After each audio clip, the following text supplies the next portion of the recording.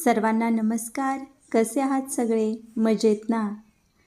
तर ही बघा, आत्ता सकाळ होत आहे आणि सकाळचं हे माझ्या घरासमोरचं निसर्गाचं, शेतीचं सुंदर असं दृश्य जे पाहिल्यावर मनाला खूप आनंद वाटतो, खूप उत्साह वाटतो.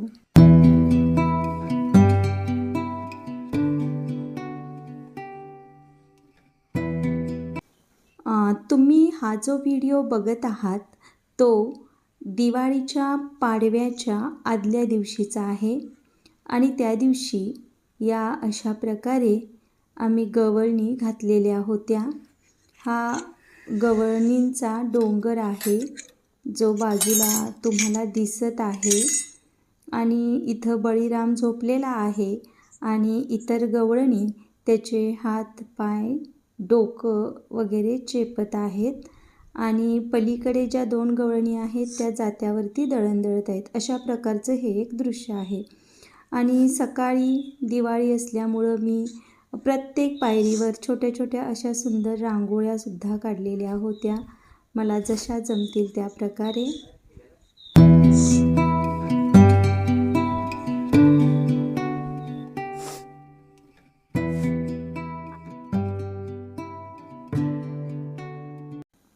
आणि इथं ओमची आणि माझ्या मोठ्या मुलाची गाड्या स्वच्छ करण्यासाठी लगबग चालू होती. आणि इथं गाडी खाली बघा मनीचं काय चाललंय हे. बोलव त्यांना. बोलवून घेऊन ये, तुझ्या पिल्ल्यांना बोलवून घेऊन ये. मी दूध आणलं इथं, बघायचंय? हे बघ, दूध आणलंय, त्याच्याबरोबर चपाती पण आणल्या तुम्हाला. चला चला चला चला, आता तुम्ही बाहेर राहायला लागलाय आहे की नाही? या फर्निचरच्या सगळ्या ढिगाऱ्यामध्ये तुम्हाला लपायला जागा चांगली आहे रे बाळानो, आहे की नाही? काय पाहिजे? दूध पाहिजे? बर, थांबा, देऊया म्हटलंय. थांबा 1 मिनिट. लपलायस तू? बघू इकडे बघ. अरे या घालायचंय दूध. थांबा, मी चपातीचे तुकडे करत आहे. या इकडे, या दूध देऊया. या, लपायचं नाही तसं. या इकडं. कुठं लपून बसलाय 2 जण? बघू इथं बघा. या लवकर, या बाहेर. मम्मी बघा कुठं बसली आहे की नाही ग मम्मी? किती गोड आहेस ग तू. बोलव त्यांना. थांब, खायचं नाही. थांब, पिल्ली होती. येतंय थांब. हां, तशी ती तोंड घालत नाही. तिला सांगावं लागतं थोडंसं. या, हे कोणाला बघा आणि हे कोणाला? हे पिल्ल्यांना, ते आईला तिच्या. हे घ्या, जरा खावा.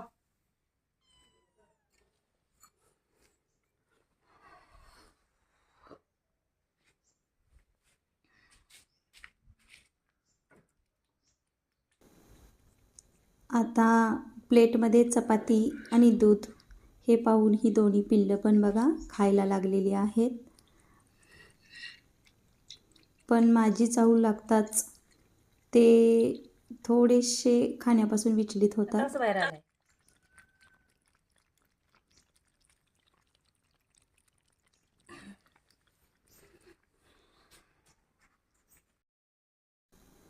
आणि ओमच्या दादानं बघा इथं काय आणलेलं होतं, स्वीट डिश म्हणूया आपण. आणि याचं पॅकिंगसुद्धा खूप छान आहे. हे त्यानं आमच्यासाठी सातारामधून येताना आणलेलं होतं आणि ओम त्याची आता टेस्ट घेत आहे. आणि इथं बघा काय चाललंय. या बुलेट गाडीच्या पलीकडं जी माझी प्लेजर गाडी आहे ती गाडी माझा मोठा मुलगा स्टार्ट करत आहे. कारण ही गाडी पावसाळ्यात मी 2 महिने सुरू केलेली नव्हती, कारण नवीन गाडी होती, त्यामुळे या गाडीकडं माझं दुर्लक्ष झालेलं. आणि ती गाडी आता स्टार्ट करताना दमवत होती.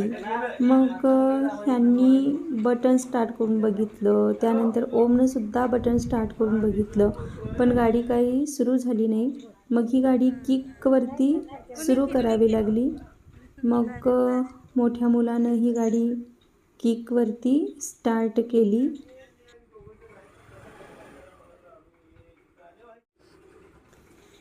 ही गाडी आम्हाला विकायची होती, कारण आता मला एक नवीन गाडी होतीच, त्यामुळे ही गाडी आता सुरू करून विकायची होती. मग आज संध्याकाळी लाईट लागत नाही. हे गाडी दुरुस्त करण्यासाठी म्हणूयात गॅरेजला जाणार होते आहे आणि त्यासाठी आता आत्या आणि आमच्या शेजारच्या मावशी ज्या आहेत त्या लसूण सोलत आहेत. चला आपण बघूया.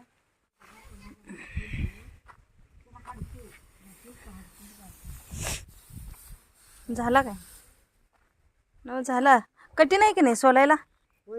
आहे की नाही? लय कठीण आहे.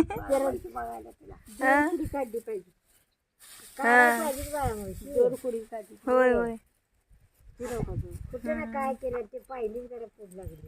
म्हणजे गड्डा दिसेल लसणाचा, छोटा आहे लहान आहे काय, पण ती कठीण आहे लसूण. हा ते आला असतं मोठा, पण गेल्या वर्षी कसं ते ऊसात लावला होता नाही, त्यामुळं कमी आलं ते.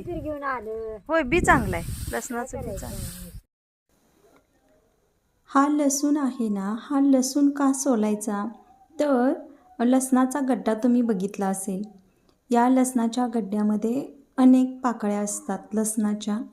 त्या लसणाच्या पाकळ्या अशा सुट्या कराव्या लागतात आणि त्यामधला जो कचरा आहे तो कचरा संपूर्ण हा पलीकडे दिसतो ना तसा बाहेर काढून टाकावा लागतो. आत्यांच्या मांडीच्या बाजूला जो तुम्हाला कचरा दिसत आहे ना, तो कचरा म्हणजे लसणाच्या पेंडीच्या देठाकडचा भाग वगैरे.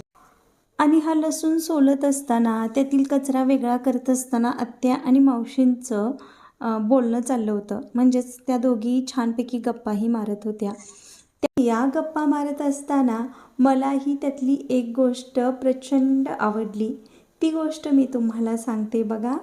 तर मावशी म्हणत होते की मला घरी बसून किंवा मी मजुरी करायलाही जाते, पण ज्या वेळेला काम नसेल आणि मला घरी बसायचाही ज्या वेळेला मला कंटाळा येतो, त्यावेळेला मी माझ्या पाहुण्यांच्याकडे किंवा इतर देवदर्शनासाठी वगैरे एस-टीतून प्रवास करते, कारण मला एस-टीचा प्रवास मोफत आहे आणि मी मस्तपैकी एस-टीत बसून या गावाहून त्या गावाला जाते आणि माझा मोकळा जो वेळ आहे तो वेळ मी मजेत घालवते. आणि मलाही हे ऐकून खूप बरं वाटलं. म्हणजे एस-टीचा फायदा खरंच वृद्ध लोकांना आणि जे असहाय्य लोक आहेत, जे अनाथ आहेत, गरीब आहेत, त्यांनाही खूप चांगल्या प्रकारे होतो, याचा आनंद वाटला. अशा बऱ्याचशा गोष्टी या गप्पा मारत असताना या दोघी बोलत होत्या. त्यांच्या विचारांची इथं देवाणघेवाण चालू होती. मी थोडा वेळ ऐकल्या आणि मी परत घरात गेले. आणि आता घरात काय चाललंय बघूया. तर घरात ओम गादीवर झोपून पिक्चर बघत होता. दिवाळीची सुट्टी असल्यामुळं तो त्याचा मोकळा वेळ थोडासा मनोरंजनामध्ये घालवत होता. आणि रात्रीचं हे बघा दृश्य. मी अशा प्रकारे सर्वत्र झेंडूची फुलं आणि लाईटिंग लावून घर सजवलेलं होतं.